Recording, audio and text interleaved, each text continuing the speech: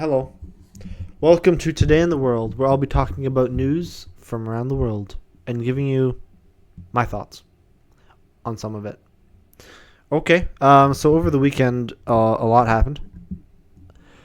A lot of this is just going to be talking about the Middle East.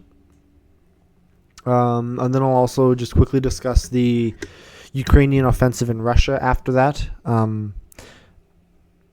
Just because there's a lot coming out of the Middle East. It seems like there will be for the foreseeable future, honestly. So it's just going to be in the news a lot. And just personally, I don't see a path of no war happening in the Middle East. I think just no matter what happens, there will be a broader Middle East war. Just my 2 cents on the matter. Anyway, I'm going to dive in on everything that's going on in the Middle East. And while I'm talking about the Middle East, I'm going to quickly go over OPEC's oil updates, I guess. The oil updates, I know it might not seem like the most interesting thing in the world, but it is a little interesting what you take out of the oil updates and also what you see covered in the broader news. So Joe Biden is stating that a hostage ceasefire deal between Israel and Hamas is possible. I don't know how he's planning to have the hostage ceasefire deals between Israel and Hamas when Hamas has said they won't take part in these ceasefire negotiations that are planned for this week. I thought that was a little bit funny just because how do you have ceasefire negotiations when only half of the parties are present? You can't really do that. So it's so weird. Hamas has been saying that because apparently they want the mediators to base the ceasefire negotiations on past discussions rather than starting new negotiations. According to Fox News, which is an American news site, the terrorist group Hamas said it has shown flexibility through the negotiating process, but Israel's actions indicate it's not serious about pursuing a ceasefire. The ceasefire agreement would include the release of around 115 hostages. Israel sees Hamas's unwillingness to go to the ceasefire as a tactical move in preparation for an attack by Iran and Hezbollah to obtain better terms. So the ceasefire was supposed to happen on Thursday. Israel thinks that because Hamas doesn't want to attend the ceasefire, it's because they're preparing to get better terms after Israel and Hezbollah attack. And while we're just talking about Iran quickly, China, unsurprisingly, has come out in support of Iran, condemning the assassination of Hamas's leader because it violated Iran's sovereignty. According to UPI, which is a media conglomerate of the New World's Communications, China stated that they support Iran in legally defending its sovereignty, security, and national dignity. Meanwhile, Western countries have been telling Iran to stand down its threats to attack Israel. This comes as U.S. Defense Secretary ordered the USS Georgia submarine to the Middle East, as well as the USS Abraham aircraft carrier. The USS Abraham aircraft carrier is being sent there already, and they're just relieving the aircraft carrier that's currently in the area. The Pentagon has been emphasizing the Americans' commitment to defend Israel and have been strengthening their military presence in the region due to rising tensions, and they're hoping that this will be an efficient deterrent. The USS Georgia submarine is a guided missile submarine. And Iran has been continually reiterating its intention to punish Israel for the assassination of Hamas leader that took place within Iran's borders. According to reporting done by Axios, which I'm not a fan of using, the White House has said that they are expecting an Iranian attack this week. So Israel is expecting an Iranian attack with Hezbollah this week to give Hamas better terms during the ceasefire. And intelligence obtained by the White House suggests that Iran will attack this week. which is kind of interesting. The Israeli and U.S. officials have told Axios that Iran has taken significant preparatory steps in its missile and drone units, similar to those taken before the attack on Israel in April. Axios is a media conglomerate from the Cox Enterprises. Arab News, which is a government newspaper from Saudi Arabia, or government news subsidiary, I suppose. Anyway, they are reporting that Iran's Revolutionary Guard is holding military drills in western Iran. Israel is reporting that they are monitoring the developments that are occurring in Iran. So there's just a lot going on there.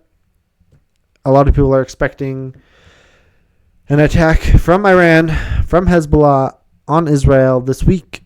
It will be interesting if it happens this week. That could mean a lot of things depending on how serious the U.S. House Speaker was when he says that they will declare war on Iran if Iran attacks Israel. It'll also be interesting to see whether or not they would count Hezbollah attacking Israel as Iran attacking Israel. I'm guessing they probably won't. But if Iran does directly attack Israel, I think that will definitely set off a regional conflict. There's no way around it. Israel will have to retaliate. So it's going to be an interesting situation to monitor. It is a brutal time to be living in the Middle East if you are a civilian. And while I'm talking about the Middle East, I told you I'd go over quickly the OPEC stuff.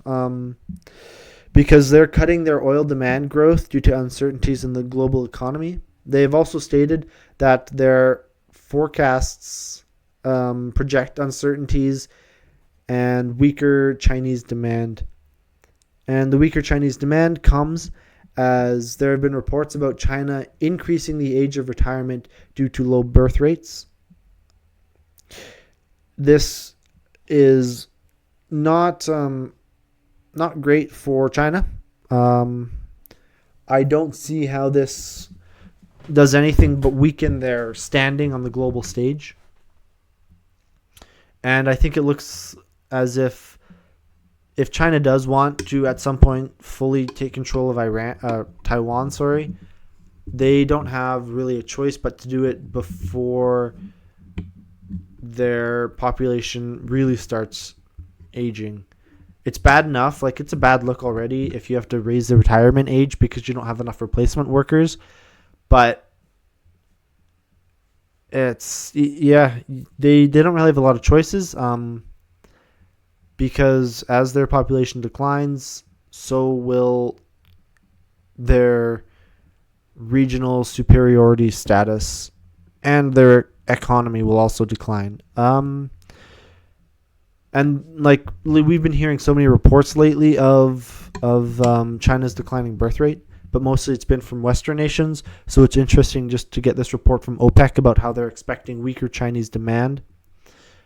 So it's going to be interesting.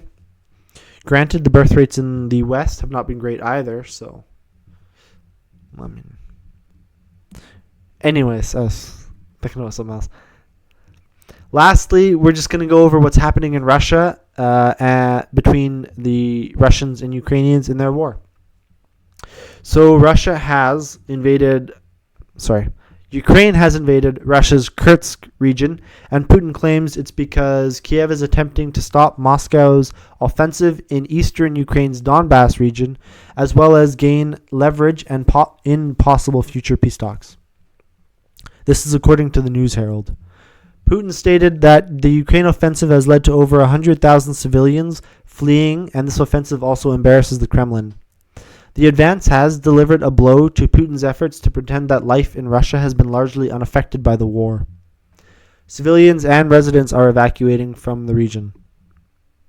The Ukrainian commander, who is in charge of the Kursk offensive, says that his force now controls almost 390 square miles in Russia. A lot of people have been talking about this, even some reporters and some newspapers think this could be some kind of attempt by Ukraine to cause public unrest in Russia. even as much as destabilize the domestic political situation. Personally, I think it's quite doubtful this would work. I don't know how many of you remember the Wagner Group situation and how it looked like that might lead to destabilization in Russia, but it petered out pretty quickly, and Putin is still definitely in charge. And I mean, what we saw the leader of the Wagner Group's plane blow up or something like that after this whole thing had petered out. So, I mean, yeah. I think the only way that they would be able to destabilize the political situation in Russia is if any military leaders or any of their bureaucrats were willing to plan a coup. But it looks like the Russian government is in lockstep behind Putin. And I say this because any coup attempt, like the best time for that, would have been during the Wagner Group attacking Moscow. And because it hasn't happened, it just looks like the government will remain in lockstep behind Putin. Especially when you have a dictator who's holding on to power with a vice grip. You don't have any people who are planning a coup. If you have a good enough secret police, they're snuffed out and killed pretty quickly. Dissent is not tolerated at all. It's so unlikely we see any domestic political unrest in Russia. Anyway, that's all I have for you today. And as always, if I've missed any international news stories, please let me know. I can be reached via my email todayintheworld2024@gmail.com or in the comment section of wherever you watch this, if you're watching on YouTube or Rumble, or if you're listening on Spotify. I get most of my news from Ground News. Sometimes there are leads on X that you can check out for articles somewhere else. Anyway, I hope this was informative and that you listen to me next time. I will continue to monitor international news stories and let you know what's happening today in the world.